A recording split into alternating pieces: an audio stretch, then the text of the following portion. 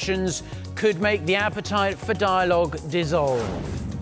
U.S. President Donald Trump expresses his disappointment about North Korea's missile launches, but is staying positive. This as the Pentagon confirms the missiles were of the ballistic variety.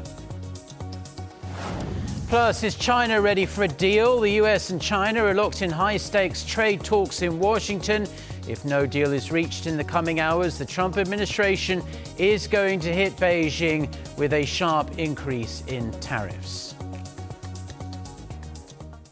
So let's start with the North Koreans' latest military activity. After months of relative calm, North Korea launched 2 suspected short-range missiles on Thursday, raising the stakes amid Pyongyang's stalled negotiations with the United States. The launches came about 2 months after the collapsed talks between North Korean leader Kim Jong-un and President Trump, where the North hoped, anyway, to win sanctions relief in return for a partial dismantlement of its nuclear weapons program. Kim Ji-yeon starts us off.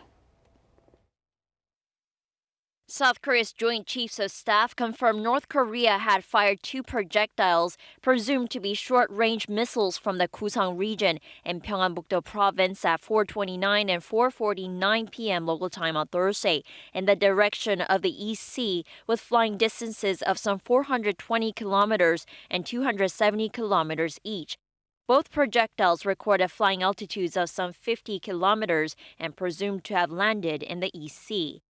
The South Korean military said it has stepped up surveillance and monitoring in preparation for possible additional launches by North Korea, and that it remains fully prepared in close coordination with the U.S. Initially, the military has said that the launch originated from the province's Sinori region, some 40 kilometers away from Gusong. Sinori is known to be an operational missile base that houses medium-range ballistic missiles like the Nodong-1. The last time North Korea test-fired a missile was in November of 2017, when inter-Korean tensions were high and North Korean leader Kim Jong-un and U.S. President Donald Trump were locked in a heated verbal exchange.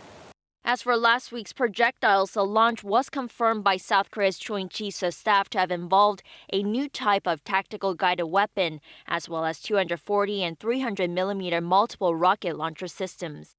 The North described last week's launches as being part of the regime's normal and self-defensive training, arguing that such training is different in nature from war drills, and said denying the right to such drills will result in consequences that no one would want to see.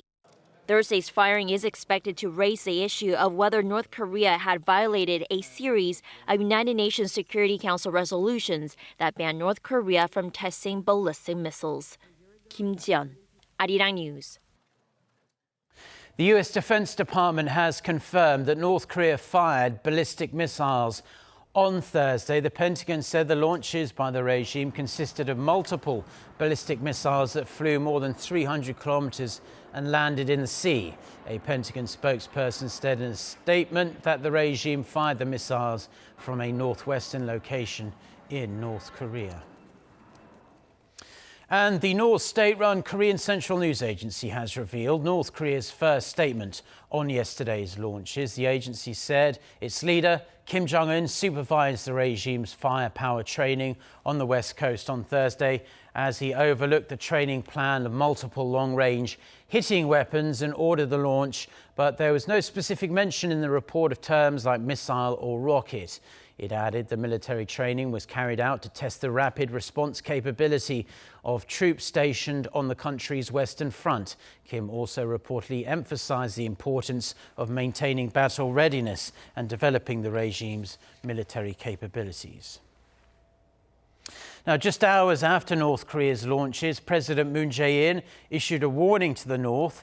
If such behavior continues, efforts towards dialogue could be thrown into jeopardy. Not only that, if the latest missiles are confirmed to be ballistic missiles, he said it may even constitute a violation of UN Security Council resolutions. Shin Se-min with the details. Topping the agenda for President Moon Jae-in's first TV interview with a local broadcaster, North Korea's apparent missile launch on Thursday, an escalation from the regime's previous weapons test 5 days earlier. He said Seoul and Washington believe the North fired what appear to be short-range missiles. The president added it might constitute a violation of UN Security Council resolutions, which prohibits the regime from using ballistic missile technology.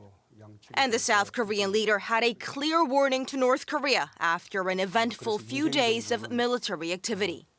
북한의 이런 행위가 거듭된다면 지금 대화와 협상 국면을 어렵게 만들 수 있다라는 점을 북한 측에 경고를 하고 싶습니다. President Moon also said the launches were the North's way of showing its discontent that the second North Korea-U.S. summit in February ended with no deal. 북한은 계획된 그런 행동으로 일단 보입니다. 북한 측에서도 한편으로 자기 의사를 표현하면서 한편으로는 판이 깨어지지 않도록 아주 유의를 하고 있는 것으로 그렇게 판단이 됩니다. On the issue of sending humanitarian food aid to North Korea, the president floated the idea of sending rice to the north, saying South Korea has a huge amount of rice just sitting in stockpiles. And for that, he urged South Korea's political parties to strike an agreement and stand behind the plan. 이 점에 대해서는 국민들의 공감이나 지지도 필요하다고 생각합니다. 또 여야 정치권 사이에 좀 충분한 논의도 필요하다고 생각하고요. 그래서 차제에 대통령과 여야 이런 대표들의 그 회동이 이루어지면 좋겠다라는 생각을 하는 것입니다. The president also repeatedly stressed that his administration's plan to send food aid to North Korea had been fully supported by U.S. President Donald Trump. Reminiscing on that moment when the leaders of the two Koreas held that private conversation on the blue-painted footbridge at the border village of Panmunjom last year, President Moon added that it plans to actively engage the North for another summit meeting in the near future, something that could serve as the catalyst to breaking this current impasse on the nuclear negotiations. Shin Se-min, Arirang News. Now, U.S. President Donald Trump says nobody is happy about North Korea's latest missile firing, and the U.S.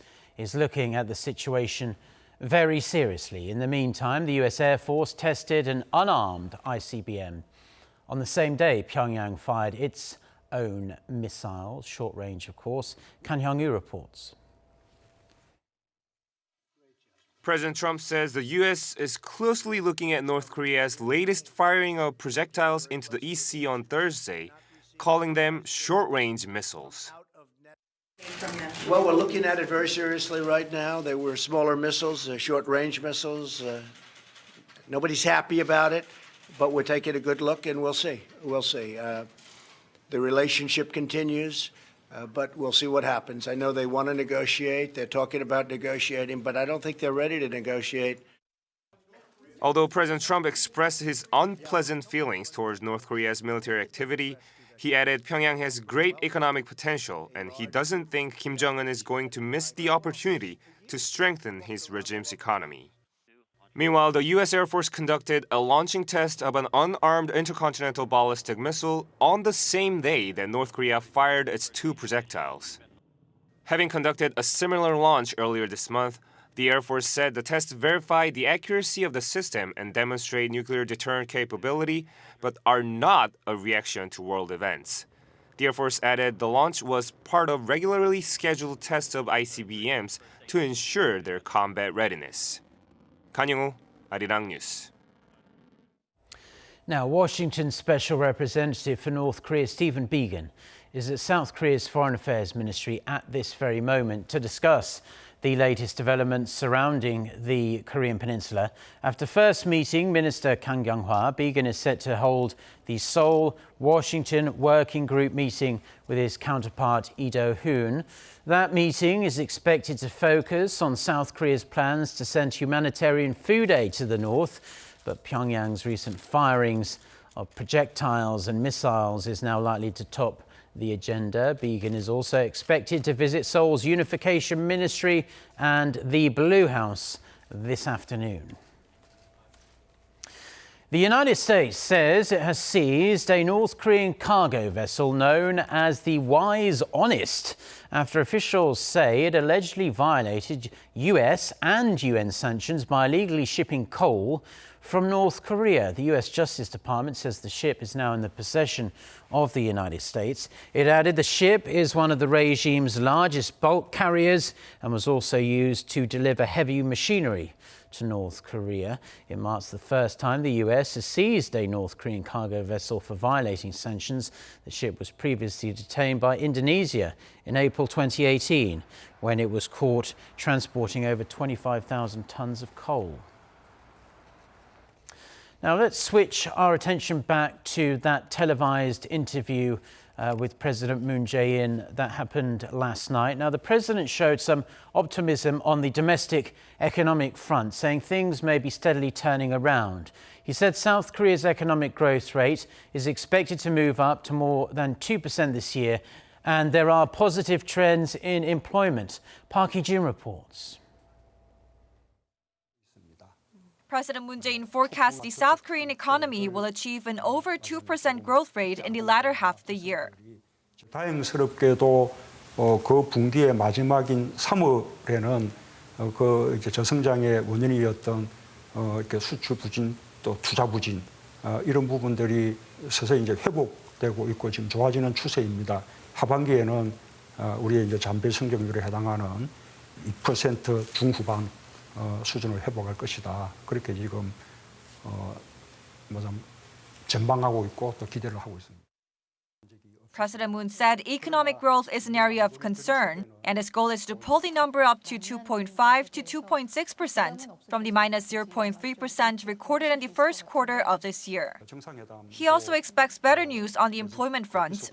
Although the number of newly employed in South Korea dropped below 100,000 in the past year, the president said he expects that number to double to 200,000 this year.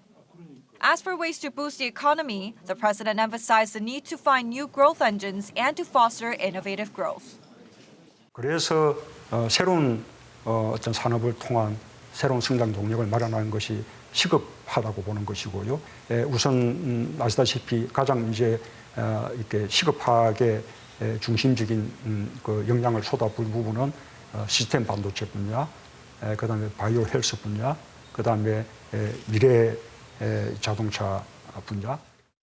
He added that small and mid-sized companies in South Korea are already excelling in these areas. Especially for future cars, the president says local SMEs are showing great progress exporting compact cars and electric cars. The president says that should create additional jobs and lead the country into the fourth industrial revolution. Park Hee-jin, Arirang News. Now, representatives from the presidential office, the government and the ruling Democratic Party have been meeting to discuss policies on improving people's livelihoods. During the meeting, the three sides vowed to boost cooperation and strive to improve citizens' lives. They evaluated the progress made on the Moon administration's 10 pledges in 5 sectors, mainly those on the labour, public enterprises and franchises side of things. They said they'll hold on-site visits to come up with more effective, detailed policies for the people. Ruling party floor leader Ian Young said the National Assembly should swiftly get back to business and actively help the nation's citizens.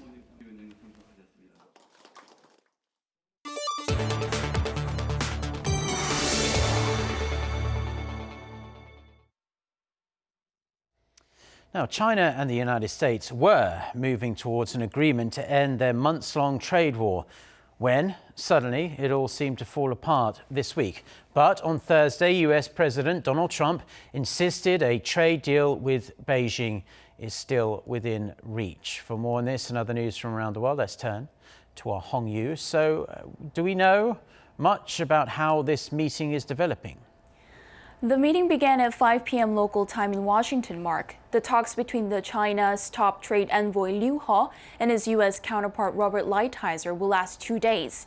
This comes after U.S. President Donald Trump vowed to raise tariff on $200 billion of Chinese goods and is considering more tariffs on another $325 billion of goods.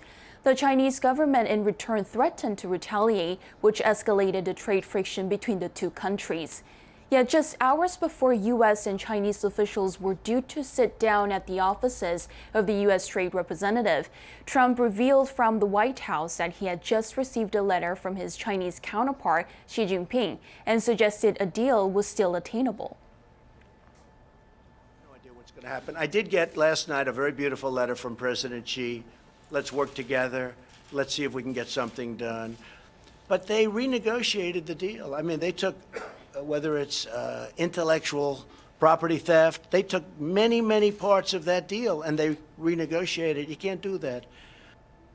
And I'm different than... Okay, so a rather unhappy President Trump there, but tell us more about the representatives taking part in these talks. President Trump will not be in the room, and also fill us in on any information on what they will be discussing over the next 2 days. The negotiators at the table for talks are China's Liu He and Lighthizer and Treasury Secretary Steven Mnuchin from the U.S. side. A week ago, the top Trump administration officials seemed to suggest a deal would soon be struck with China. But Trump had dampened the optimism when he said he plans to impose stronger tariffs by raising import taxes on $200 billion of Chinese goods from 10% to 25%. These talks, which economists and businesses say could have the most severe economic consequences of all of Trump's tariff moves so far, will continue into Friday. During the talks, Beijing is likely to retaliate against President Trump's tariff increase and reject the idea that it has reneged on any commitments made during the months of tough negotiations that led to this week's showdown. I will be following the talks closely and will be back with the developments in our later newscast.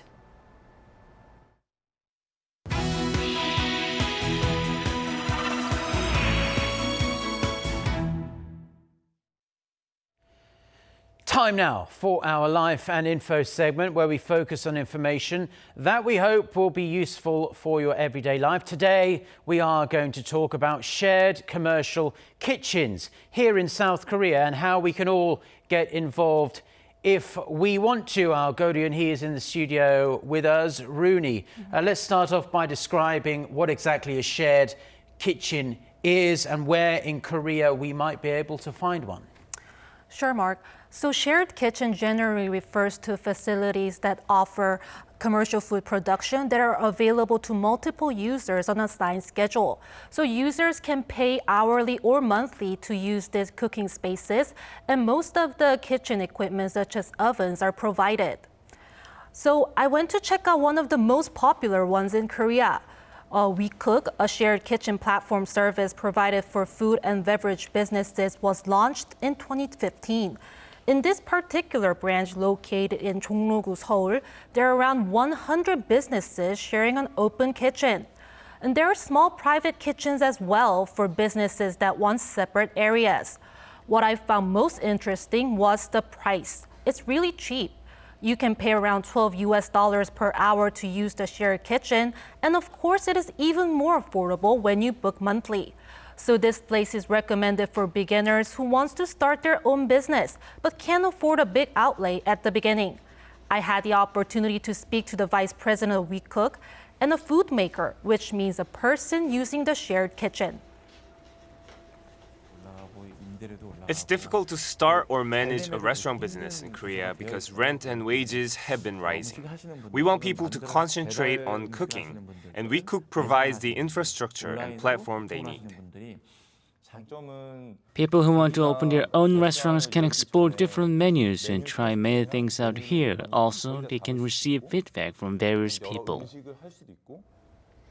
Now, Rooney, I hear that these kind of shared kitchens are extremely popular in the United States and perhaps some other countries as well. So it's good to see them finally arriving here in South Korea. So for our viewers out there who wouldn't mind giving it a shot, perhaps they think they might have what it takes to make it in the restaurant business, which is an extremely cutthroat industry. What do they have to do?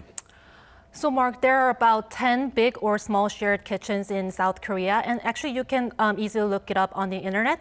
And as a consumer, you might be wondering where you can eat their food or buy their products. And You can purchase food from shared kitchens' online websites, and they sell condiments or side dishes.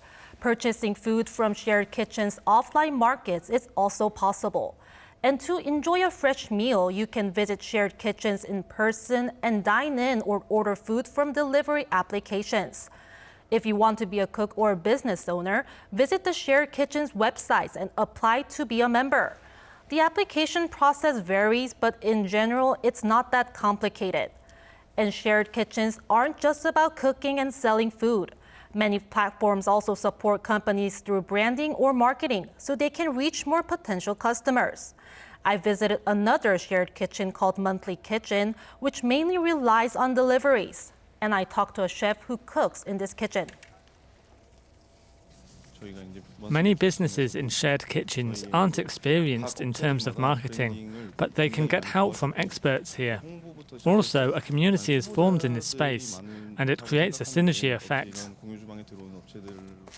Well, it sounds wonderful. Like you say, if you don't have that much money, you can go there, get some experience, see if people like your food, and also get some advice from marketing experts as well. And if your food proves popular, then that might give you that confidence to actually open up your own restaurant. So it seems like a wonderful idea. What are the experts saying in regards to the future of this industry of shared kitchens here in South Korea? So, Mark, when I talked to many people in the field, they were actually really worried about the current Korean government's regulation.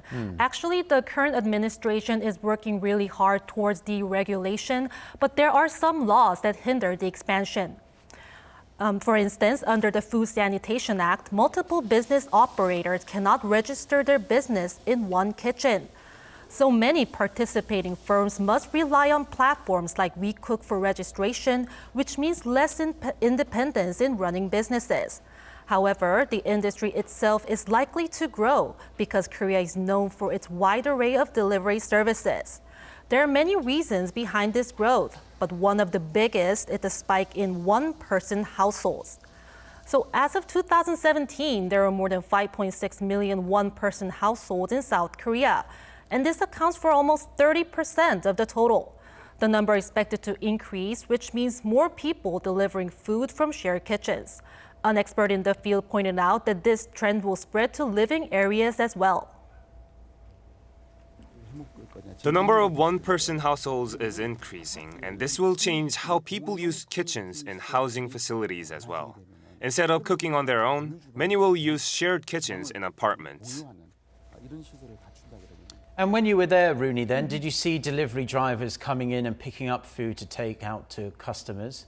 I went there in the afternoon. There were some orders, but they said it's a peak time during the lunchtime. Okay, well, that sounds great. It's good to see that people are making money and this industry is starting to take off here in Korea, and hopefully the government will play a role in helping those who are trying to make an honest living in the cooking business, because we never know, one day they might end up becoming real big businessmen who contribute to the entire country's economy. Well, thank you very much, Rooney, for your report, and we hope to see you again next time. Thank you.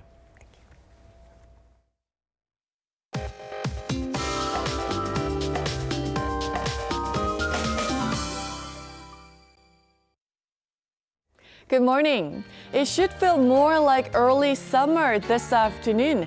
The mercury will soar quickly under plenty of sunshine, and daily highs in most areas will be in the upper 20s. So expect a warmer weekend as well under sunny skies in most parts, and especially on Sunday, which is Buddha's birthday.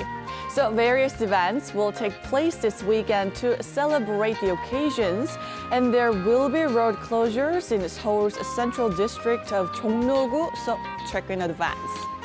Colorful lanterns have been put up and more will be, so extra cautions are needed as the air is quite dry across much of the country and will remain dry with no rain in the forecast for the time being. Also, it's time of the year already that we need to brace for high ozone levels, so take care.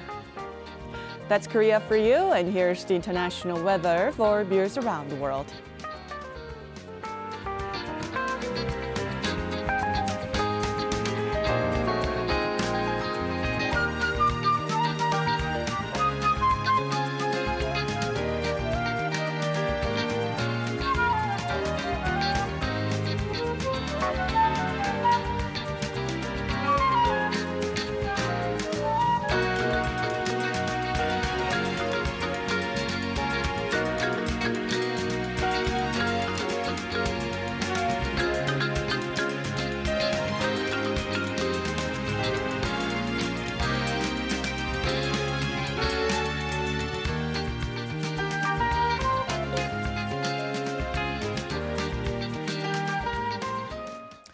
Well, that's all we have for now on this Friday morning here in Seoul. Stay tuned to Arirang TV, and a reminder that we will have our next newscast at noon Korea time with our very own Lee Ji-yoon. But if we don't see you, have a wonderful weekend. Until next time, goodbye.